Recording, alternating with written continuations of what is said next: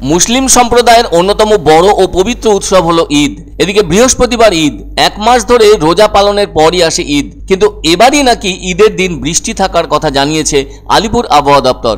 সেই বৃষ্টি উত্তরবঙ্গে বেশি হতে পারে এবং দক্ষিণবঙ্গে কম হতে পারে, ফলে বৃষ্টিতে ভিজতে পারে ঈদের মতো পবিত্র উৎসব। জানা গেছে উত্তরবঙ্গের সব জেলাতে বৃষ্টি হলেও দক্ষিণবঙ্গের পশ্চিমাঞ্চল এবং উপকূলবর্তী জেলাগুলিতে বৃষ্টির সম্ভাবনা বেশি থাকবে। আবহাওয়া দপ্তরের মতে আপাতত উত্তরবঙ্গে বিক্ষিপ্তভাবে বৃষ্টি চলবে। বুধবার দার্জিলিং ও জলপাইগুড়িতে এবং বৃহস্পতিবার দার্জিলিং, কালিম্পং, জলপাইগুড়ি, কোচবিহার ও আলিপুরদুয়ার জেলায় বজ্রবিদ্যুৎ সহ বৃষ্টির সম্ভাবনা, যার ফলে ঈদের দিন উত্তরবঙ্গের প্রায় সবকটি জেলায় বৃষ্টির সম্ভাবনা। ওই দিন বজ্রবিদ্যুৎ সহ হালকা থেকে মাঝারি ধরনের বৃষ্টিপাতের দেখা মিলবে। কোথাও কোথাও আবার বজ্রপাতের সম্ভাবনা রয়েছে। অপেক্ষাকৃত বেশি বৃষ্টি হবে দার্জিলিং, কালিম্পং ও জলপাইগুড়ি জেলায়।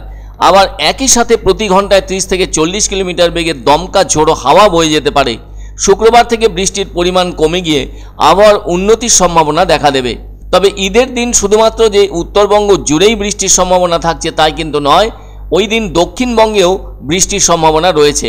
তবে কলকাতা, হাওড়া, হুগলি, নদিয়া ও মুর্শিদাবাদ এই কয়েকটি জেলায় ততটা বৃষ্টির প্রকোপ দেখা যাবে না। তবে বাকি জেলাগুলিতে বজ্রবিদ্যুৎ সহ বৃষ্টির সম্ভাবনা কিন্তু দেখা যাচ্ছে। কোথাও কোথাও হালকা ঝোড়ো বাতাস বইতে পারে। অবশ্য শুক্রবার থেকে বৃষ্টির সম্ভাবনা কম। উত্তরবঙ্গ জুড়ে বৃষ্টির দেখা মিললেও তাপমাত্রা ধীরে ধীরে বাড়তে থাকবে। অস্বস্তিকর আবহাওয়া না থাকলেও গরম ফিরবে কিছুটা। এমনিতেই বেশ কয়েকদিন ধরে দক্ষিণবঙ্গের একাধিক জেলায় বৃষ্টির দেখা মিলেছে। তবে দক্ষিণবঙ্গে তাপমাত্রার পারদ যেভাবে উঠেছিল তাতে কোথাও কোথাও সেই তাপমাত্রার পারদ 40 ডিগ্রি স্পর্শ করেছিল। কিন্তু সেই কাঠফাটা রোদ আর সেই কঠিন তাপমাত্রা থেকে ওই সব জেলার মানুষদের স্বস্তি এনে দিল কিন্তু বৃষ্টি। আর সেই স্বস্তি এসেছে তাপমাত্রাকে শান্ত করে। হাওয়া অফিস সূত্রে জানানো হয়েছে মঙ্গলবার উত্তর ও দক্ষিণ 24 পরগনা, পূর্ব ও পশ্চিম মেদিনীপুর এবং ঝাড়গ্রামে বজ্রবিদ্যুৎ সহ হালকা বৃষ্টিপাতের সম্ভাবনা রয়েছে। পাশাপাশি বুধবারও ওই জেলাগুলিতে বৃষ্টির পূর্বাভাস দিচ্ছে আলিপুর আবহাওয়া দপ্তর। আর বুধবার ওই কয়েকটি জেলার সাথে যুক্ত হতে পারে বাঁকুড়া জেলাও। বৃহস্পতিবার বৃষ্টির কারণে স্বস্তি মিললেও ঈদের অনুষ্ঠানে কিছু বিঘ্ন দেখা দিতে পারে। তবে আনুমানিকভাবে বৃহস্পতিবারকে ঈদ পালনের দিন হিসেবে ধরা হলেও তার সবটা নির্ভর করবে চাঁদ দেখার ওপর।